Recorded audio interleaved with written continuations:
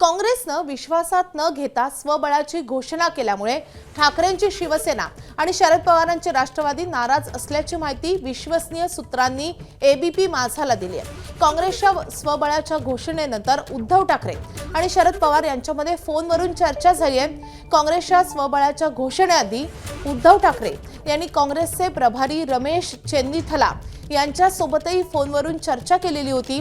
त्यावेळी चेन्नीथला यांनी मुंबईत येऊन चर्चा करू असं कळवलं होतं। मात्र मुंबईत आल्यानंतर चेन्नीथला यांनी उद्धव ठाकरेंशी चर्चा न करता थेट स्वबळाची घोषणा केल्यामुळे ठाकरेंची शिवसेना आणि शरद पवार यांचे राष्ट्रवादी नाराज आहे। तर दुसरीकडे शरद पवारांच्या भेटीसाठी मुंबईमधले काँग्रेसचे नेते वेटिंगवर होते। पवारांनी मंगळवारी चर्चा करण्यास सांगितलं, मात्र आठवडा उलटला तरीही पवारांनी काँग्रेस नेत्यांना भेटीसाठी वेळ दिलेला नाहीये अशी माहिती सूत्रांकडून कळतेय। त्यामुळे आगामी महापालिका निवडणुकीच्या अनुषंगानं महाविकास आघाडीमधला सगळा गोंधळ, सगळं नाराजी नाट्य समोर येत आहे।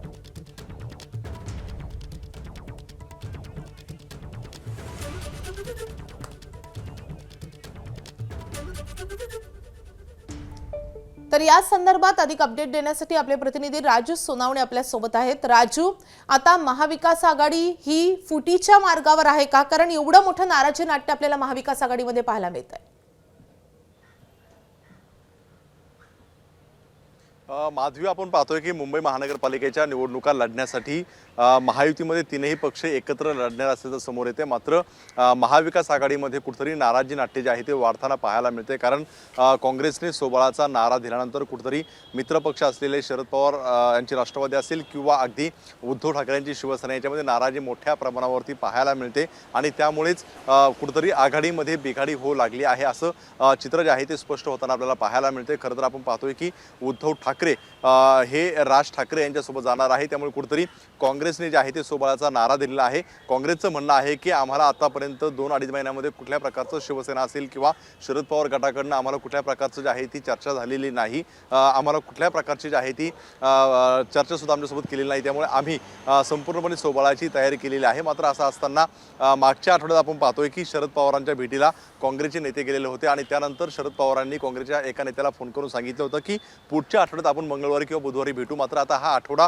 उलटून चाललेला आहे, मात्र अद्यापर्यंत शरद पवारांनी भेट दिलेली नाही। त्याउलट आपल्याला पाहायला मिळते की कुठेतरी दोन ठाकरे बंधू एकत्र येत आहेत आणि त्यांच्यासोबत शरद पवारांची राष्ट्रवादी जी आहे ती मुंबई महानगरपालिकेमध्ये जाण्याची दाट शक्यता आहे। त्यामुळे कुठेतरी आपण पाहतोय की काँग्रेस सोबळाचा नारा दिल्यानंतर जशी ठाकरेंची शिवसेना नाराज झालेली आहे, तसं शरद पवारांचं राष्ट्रवादी गट जो आहे तो मोठ्या प्रमाणावरती नाराज असलेला आपल्याला पाहायला मिळते।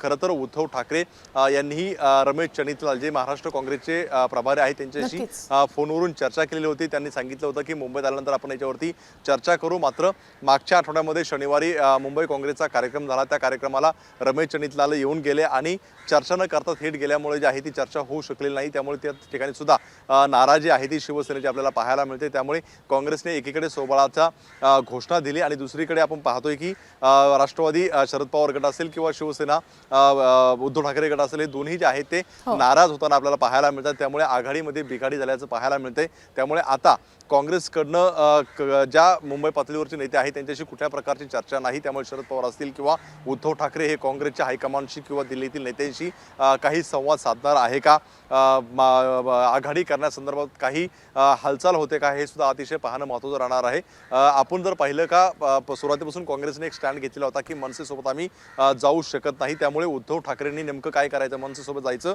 की आमच्यासोबत यायचं हे त्यांनी ठरवावा असं काँग्रेसच्या नेत्यांचं म्हणणं होतं। मात्र शरद पवारांसोबत जे आहे ते चर्चा करण्यासाठी आम्ही अनुकूल आहोत, कारण अनेक वर्षांची आमची जी नॅचरल आघाडी आहे, त्यामुळे आम्हाला त्यांच्यासोबत जायला कुठल्या प्रकारची अडचण नाही आणि त्याच अनुषंगाने एक भेट जी आहे ती शरद पवार आणि काँग्रेसच्या नेत्यांची झालेली होती। मात्र त्यानंतरची पुढची भेट जी आहे ती शरद पवार यांच्याशी होऊ शकलेली नाहीये, त्यांनी पुढच्या आठवड्यात भेटू असं सांगितलं होतं। नक्कीच आता ही आघाडीमधली बिघाडी कायम राहते की हे तीनही पक्ष एकत्र येतात हे बघणं अतिशय महत्त्वाचं असणार आहे। राजू, धन्यवाद या सगळ्या सविस्तर माहितीसाठी। एबीपी माझा, उघडा डोळे बघा नीट।